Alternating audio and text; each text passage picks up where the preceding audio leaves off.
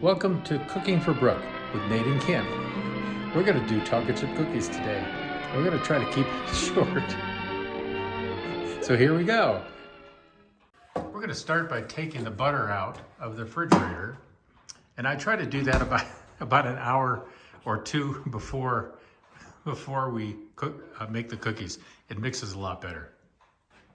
We want 10 2/3 tablespoons. We already have 8 because those two little sticks are 4 each.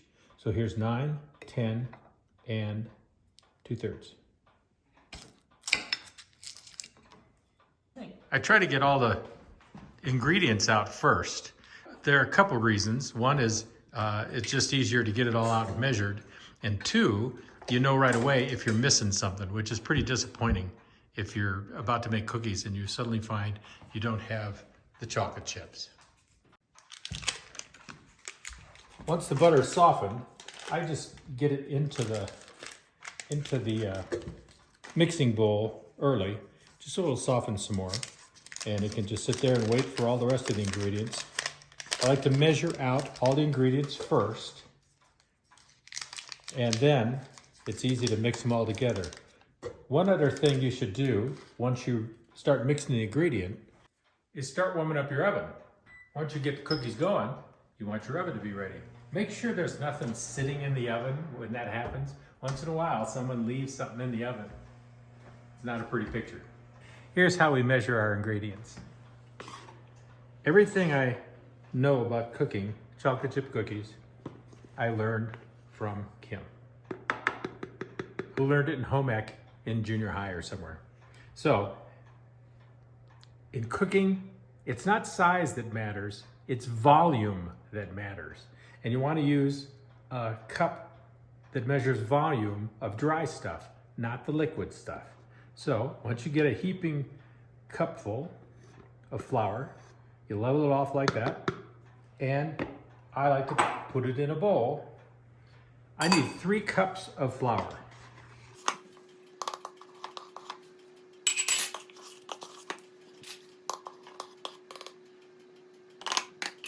After the flour measure, I do 1 cup of sugar and 1 cup of brown sugar. Now, a lot of people know.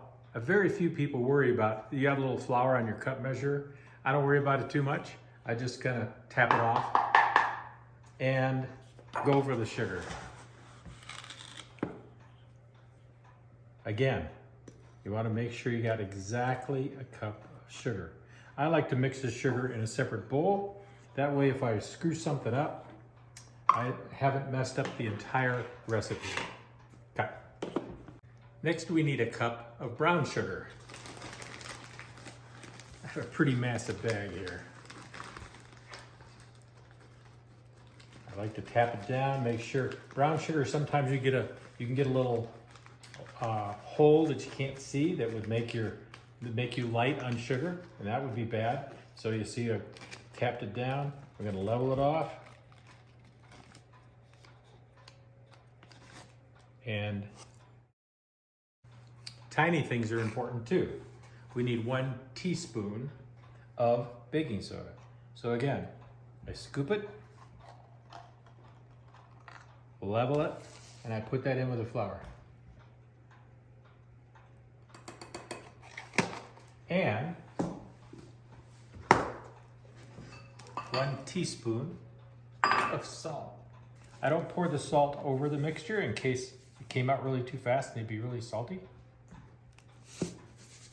I'll probably waste a little salt here rather than put it back in. There it is, level teaspoon. In with the flour.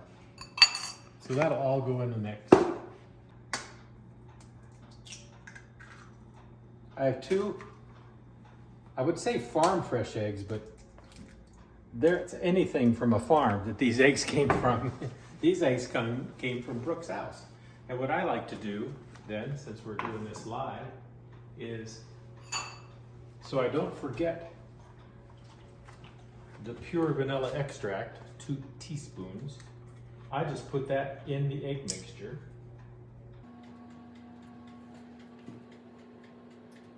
Wow, is that perfect or what?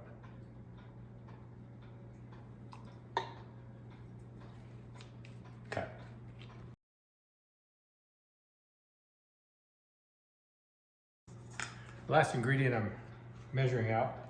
This also goes into the mixing bowl directly. This is Crisco. I need 2/3 cup.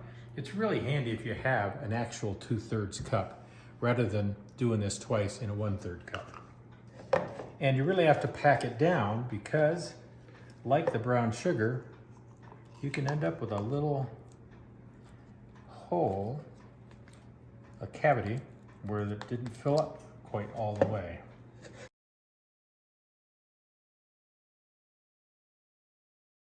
I'd like to take this opportunity to thank my lovely camera person right now.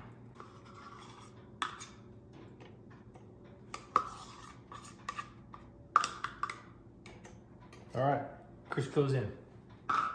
So I now have all my ingredients together and we're ready to start mixing. I have the butter and the Crisco in the mixing bowl. So we're gonna cream those in a second. I have 2 eggs plus the 2 teaspoons of vanilla in there. I have a cup of brown sugar and a cup of white sugar. I have 3 cups of flour, 1 teaspoon of baking soda, and 1 teaspoon of salt. And of course, chocolate chips. So we're ready to mix.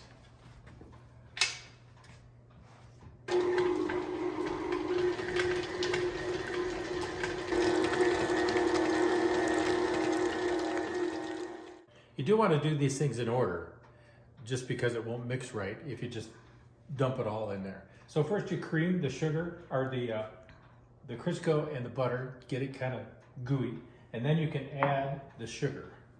And this is called creaming the sugar.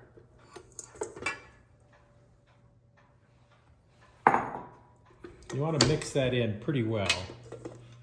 And as Kim points out, you want to make sure the bowl is tightly attached.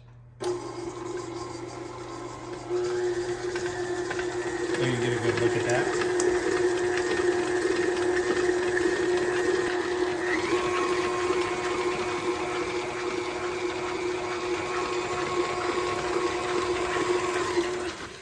Looks pretty good. I'm going to push stuff down just to make sure there's not some material on the edges that's not getting mixed in. We'll cut most of that out. After I pushed it all down and started again, now I'm going to add the eggs and the vanilla.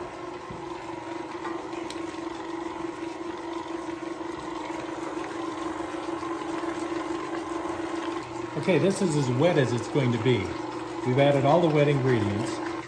At this point, we want to push it down again, make sure all the wet ingredients are where they're supposed to be. Incorporated, as they say. And now we're ready. This is as wet as it gets. Now we're ready for the dry ingredients. This is where we have the flour, the baking soda, and the salt.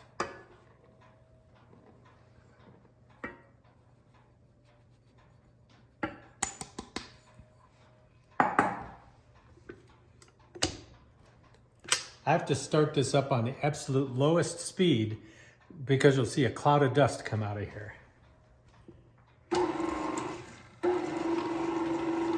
Not a cloud of dust, that much flour.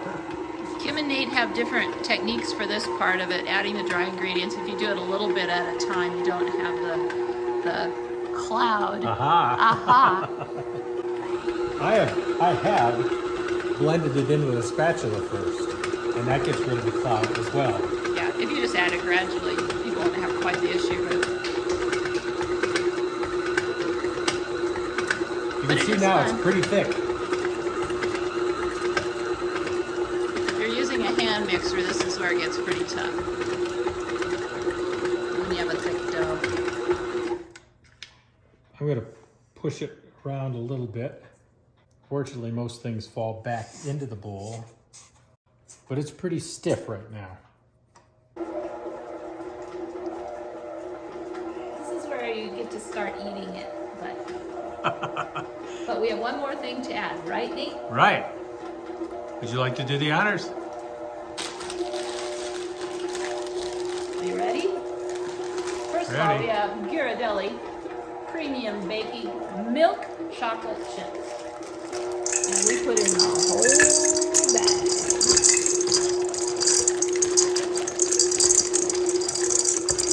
Here's our raw dough. Some people even bake these. We're just... Bucket of dough. This is where you must do a crucial test. And see if it's any good.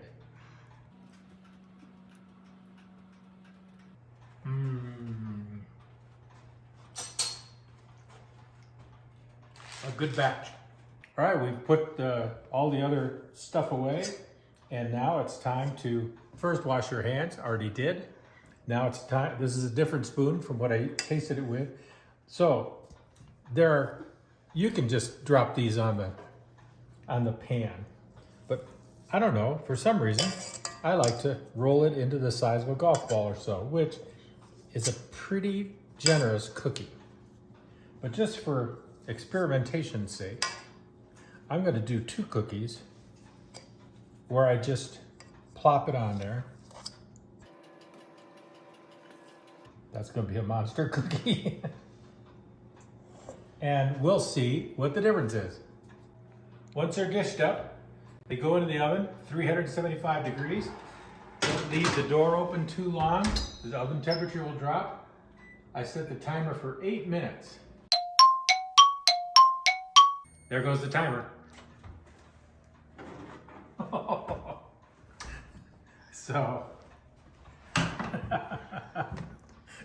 Here's the experiment. They're a little big, but those are the ones I just plopped. But I said they were going to be big. They look like biscuits. These are the other ones, and they do look a little underdone when I pull them out, but they'll be fine. How long do you leave them sitting? I don't remove them from the pan until at least 4 minutes.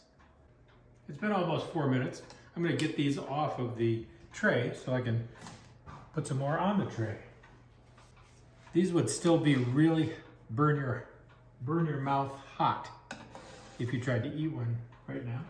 When I open the oven door to take them out, I don't leave the oven door open waiting for the next batch to go in. The temperature can drop by 20-25 degrees if you leave that door open for 15 seconds. And then the cookies bake a little bit differently and they start to crack.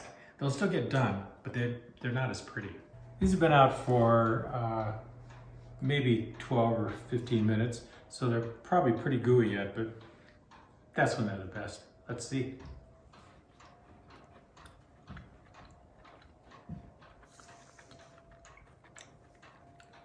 I'll probably have to eat another to make sure, but I think these passed the test. Now it's my turn. I could try one of those, but I'm going to try one of the perfect ones, only it has a little carbuncle on it. Here I go.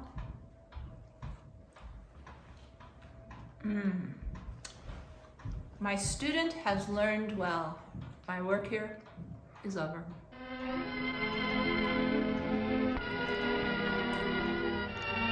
Thanks for watching. Happy cookie making.